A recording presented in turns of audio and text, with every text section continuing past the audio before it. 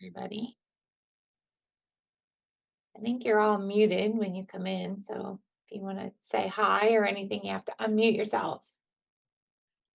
If Hey, you Jenny May. said hi, how is everyone? Thumbs up? Good? Great, great, Great, good, great, great. good. Glad you're all here to learn about protein because, I never talk about that enough. Protein and water, right? Mhm. Well, I guess we'll jump in. And then if anyone else joins, I'll let them in, and then we can do Q&A at the end if you guys have questions about whatever, the app or anything we go over today or all that good stuff. It shouldn't be too long. I just wanted to chat about protein for a second. And there's always so many different angles when it comes to protein because it does so much in your body in terms of the amount of chemistry on a cellular level, right? Not getting too sciencey, just the practicalities of it. And then I want to touch on protein powders and what to look for.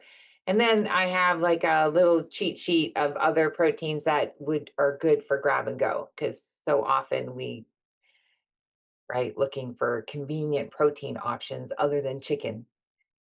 So all right, so we'll jump in. Protein in your metabolism and why it matters. And so this is a relatively new study that came out recently, and through the Journal of Cardiology and a couple other ones that they kind of went together in on to.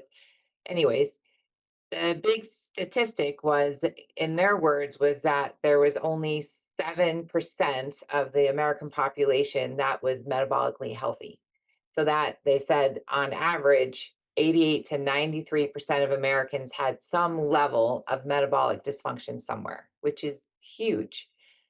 That's a quite frightening statistic. So, and I guess that's a big part of why it's such a big moneymaker in this country is because we're all struggling on some level metabolically.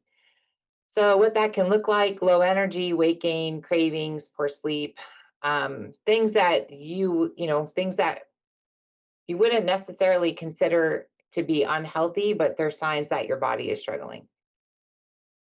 So, protein in your metabolism greatly depends on protein.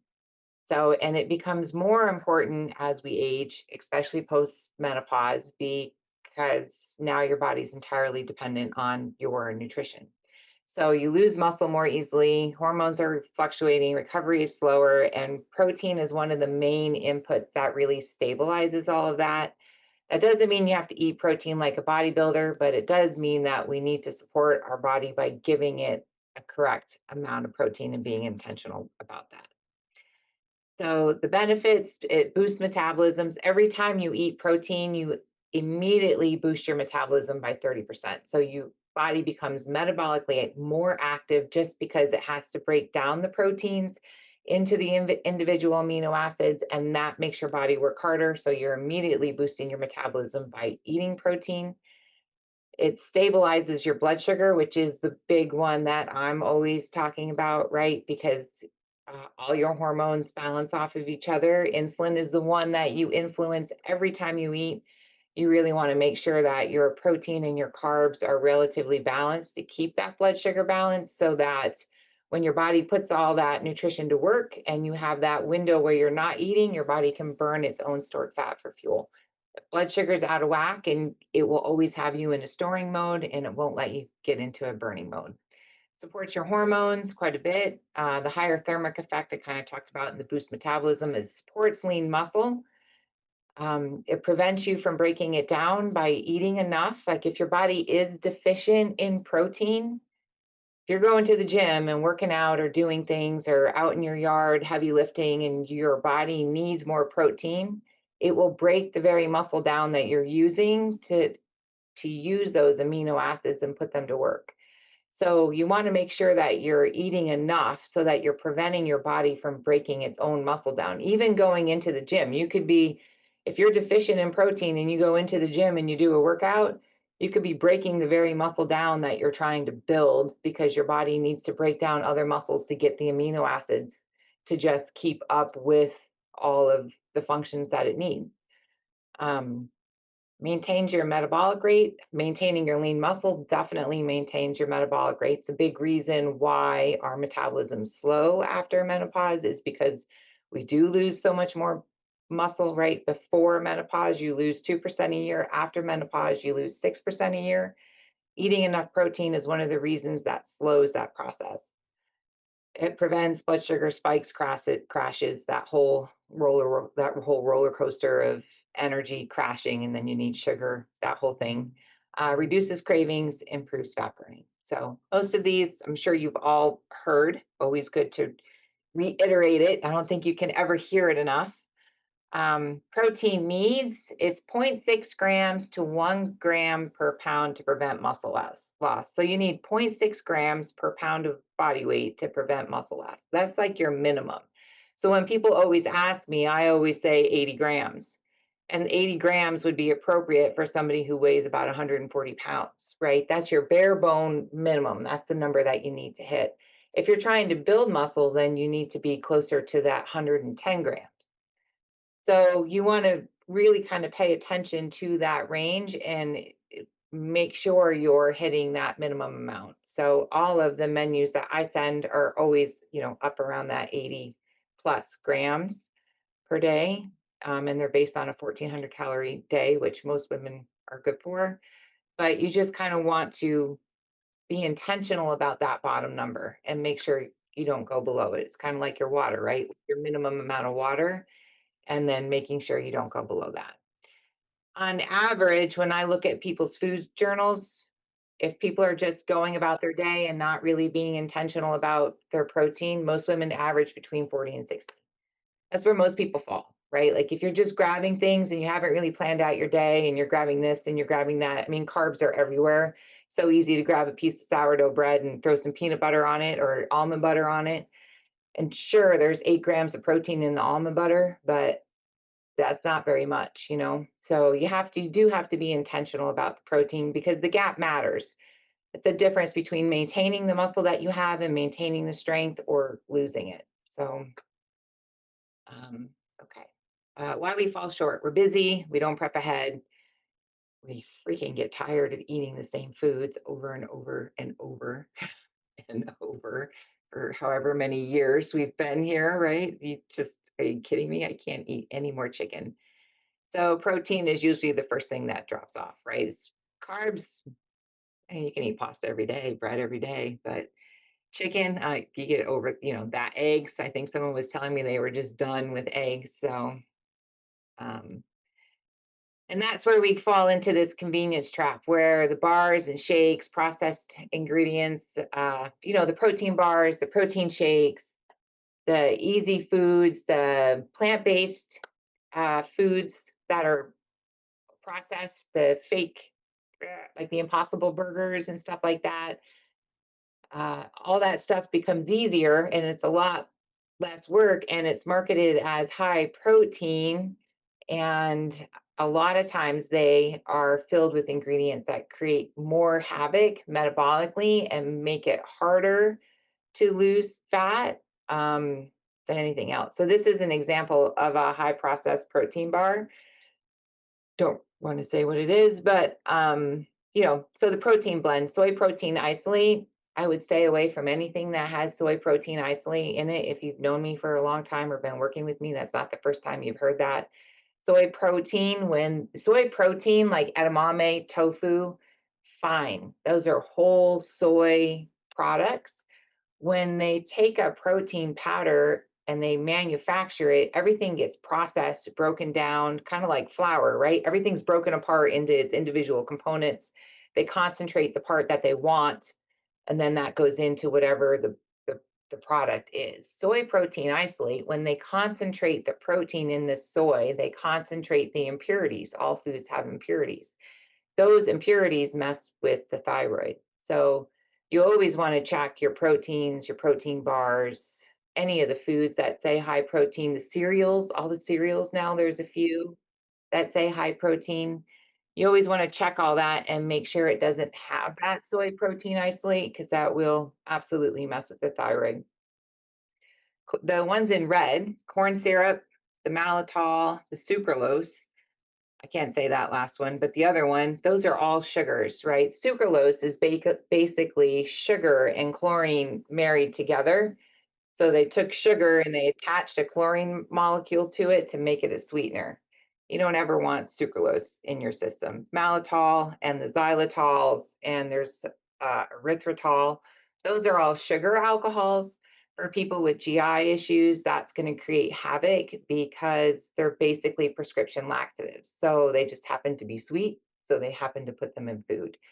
When you're looking for a protein bar, like the perfect bar, I will tell people to take, like, if you look at that, it's just sugar.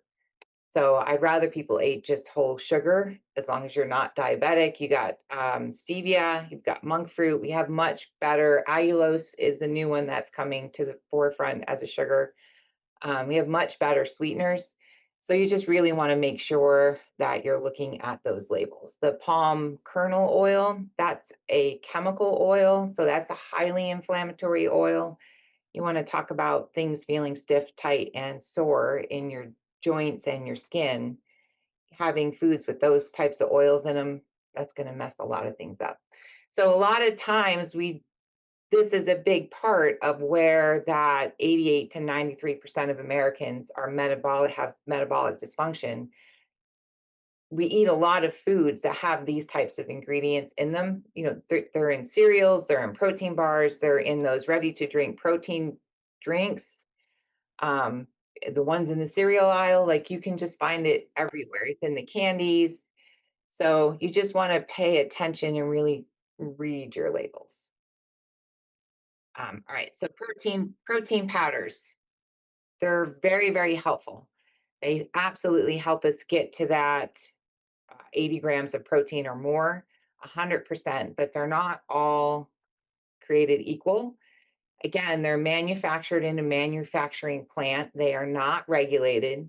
So anybody can whip one up and throw a label on it and put the marketing behind it and sell it to you. So you do have to be really, really mindful. And if you've been working with me for a long time, you know that I was a huge fan of Poliquin because they took me behind the scenes, saw how all that was made. They're no longer in the States, they're now in Europe. And then Designs for Health is the new one that I am working with, but same thing. That's a physician's grade supplement company. Everything is CGMP. They follow all the same rules and laws as the pharmaceutical companies. So you want to make sure. And there are other ones. Thorne is another one.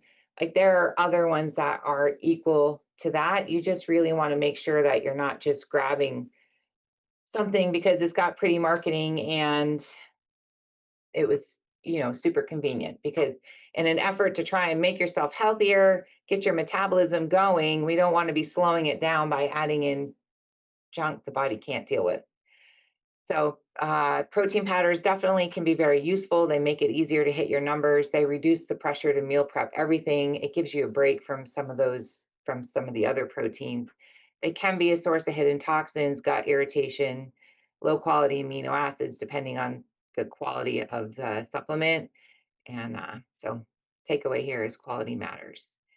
So I kind of wanted to talk about the different types of proteins because there's so many, right? Whey protein is one of the early ones that came to the scene. It is made from dairy.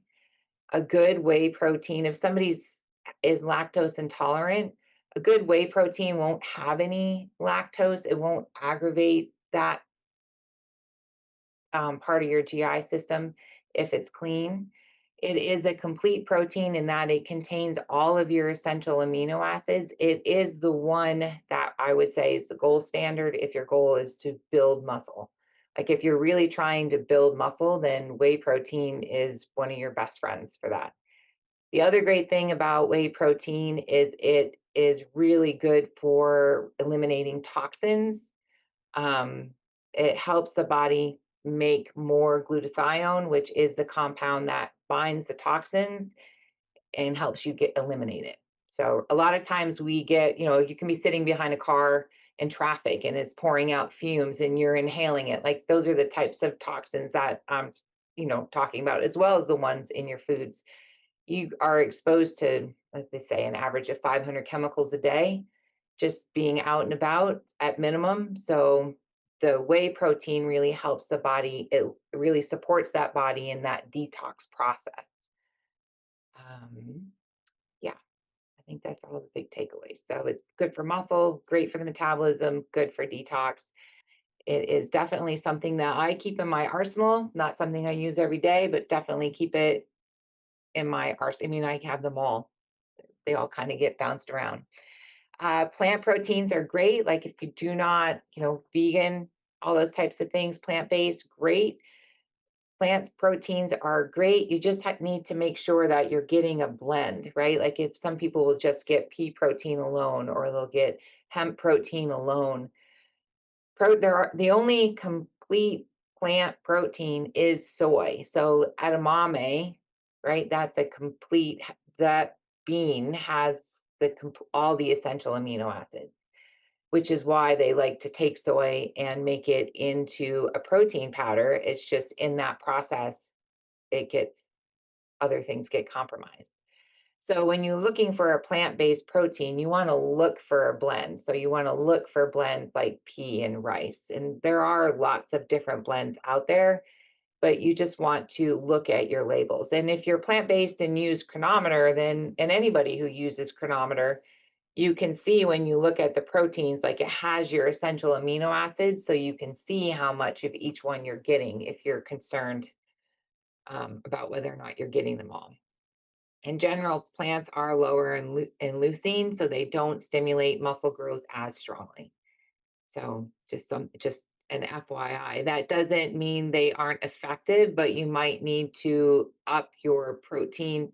If you're aiming for 80, you might need to aim more for that 100-gram range to make sure that you're getting enough protein to build the muscle. There are plenty of vegan bodybuilders and that type of stuff who build enough muscle on just plants. So I don't want to discourage people from being plant-based, because plant-based can be super healthy, but there are things to be aware of.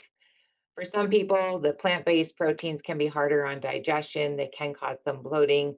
I will say the consistency of them, like compared to whey, is not as good. So not as, I don't want to say it's good, palatable, right? Like, how we all like that creamy, smooth texture. So sometimes they will have more gums and stuff like that in them, so they're not so gritty.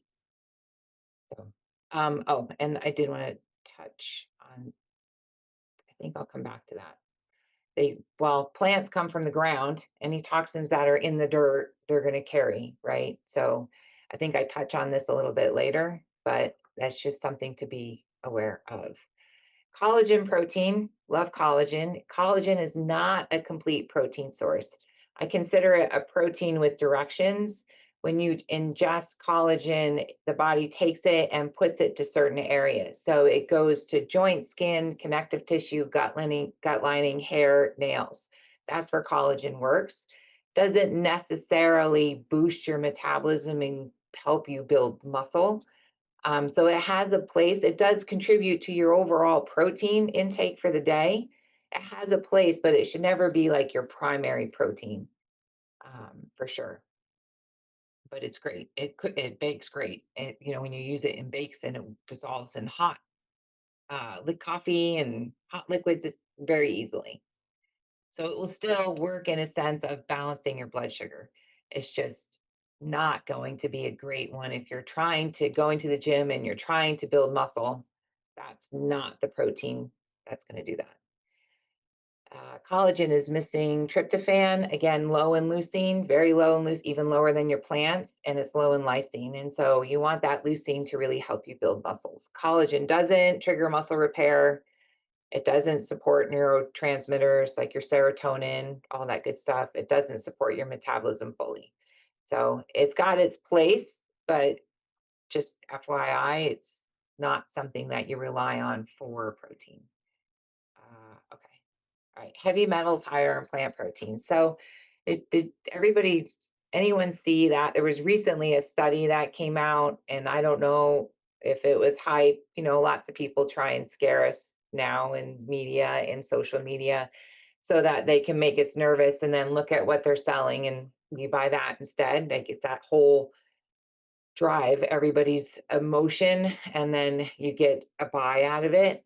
So heavy metals are higher in plant proteins. Heavy metals are higher in plant proteins. When I was in college and doing my chemistry degree, the project that I did in my analytical class was to extract arsenic from apples, right? Plants are higher in heavy metals, arsenic, lead, all those things. They just absorb it from the earth that they're in. So they do show up in food. The issue is not the presence, it's the accumulation, right? Like if you're only eating plant protein and it's breakfast, lunch, and dinner, and you're doing that for 10 years, we might have a heavy metal issue. So that's where you want to be aware. And that comes back to the quality. So when that came out, I did reach out to companies, and supplement companies are required to set their own limits on things. So you could reach out to, and I forget what the technical, whatever that word is, like under code, whatever the code number is, but they set the limit, and they can set the limit so it's high enough that their protein powder passes. When I called Designs for Health, like, and most companies, when you call, they say we adhere to whatever the code was. When I called Designs for Health and I said, what are your limits for lead in your plant-based protein powders? They sent me their limits. And so that's the type of company that when you reach out to them and ask, like, what are your lead levels in the protein powders, they should be able to give you an answer, not we adhere to this code. And so anyways, I just kind of wanted to touch on that. So my point, right? So better quality, I think I just kind of covered that. Clean protein, what to look for: short ingredients, no artificial sweeteners. If you're getting a flavored protein powder, chocolate or vanilla, you're going to have natural flavor is the chemical. Like, it's not natural. Natural flavor is a chemical. But every company out there, if you're going to get vanilla or chocolate, it's going to have some sort of natural flavor or sweetener in it. you I'll go over the red flag ones. You just want to make sure that list is as small as possible, like anything, right? Anything that you buy in a container, box, package, when you read that label, it should be all whole food, and it should be relatively short. So the more ingredients you see, the more processing involved. That applies to anything you buy in a container. So look for simple formulas, real ingredients.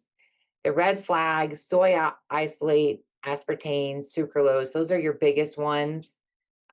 They disrupt gut bacteria, increase inflammation, impact metabolism. I would say keep an eye on oils and stuff like that. But those are the big ones. And okay, so takeaway. Amino acids matter, right? The quality of the protein that you're consuming matters. Not just getting the grams is important, but you want to make sure it's coming from a quality protein, so that whether it's plant-based or animal-based or supplement-based, so that you're not taking in poor ingredients that end up causing more metabolic dysfunction than what you're trying to fix.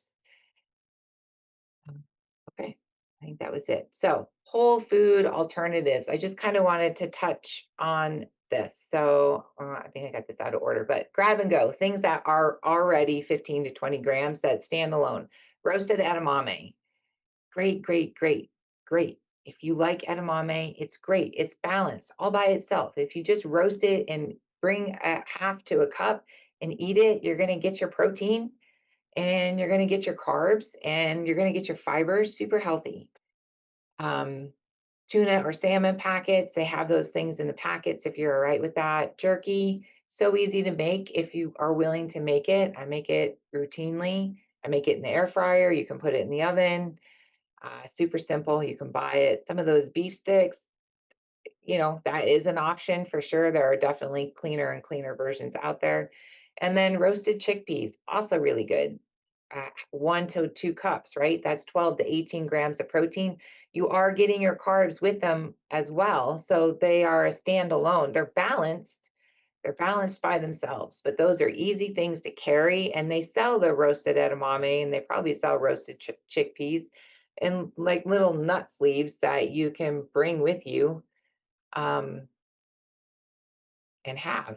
And Sorry, my brain was going somewhere else. And the nice thing about the roasted edamame and the roasted chickpeas is they're not high in fat, right? So normally people would carry nut packs and that would be the protein, but that's also fat. And after, after 40, we don't want to keep overwhelming the liver with fat because the liver has to process fat and it's responsible for making the enzymes to burn fat and is responsible for the toxins. It wears so many hats, right? So we went from low fat to this extremely high fat diet. If for any of you tracking your macros, you see how hard it is to keep your fats in line with everything else. It's easy to get so high. So the roasted edamame, roasted chickpeas, super way to get good protein, good carbs, healthy carbs, and not jack your fat levels up and not be dependent on protein powders. And then easy ways to add things anywhere. Hemp hearts, if you've used those, some of the recipes I've sent out have used those. You just have them in a container. 3 tablespoons is 10 grams of protein. You can just sprinkle that on a salad. I put it on my oatmeal. Like it's just another way to bring up your protein part, in your oat, like if you're trying to not be dependent on protein powder, like you can make your oatmeal with egg whites and then throw some hemp hearts in there, and that will give you a good protein boost as well. Um, and then nutritional yeast, another great one. 3 tablespoons is 8 grams of protein. Another thing you can sprinkle onto things. You can just eat it on rice cakes. You can put it on your popcorn. You can add it to anything that you roast, any of your roasted vegetables. Those are just easy hacks to kind of bring that protein intake up without it being animal based and without it being necessarily processed. So, and just a way to kind of pull away from our dependence on protein drinks and protein bars.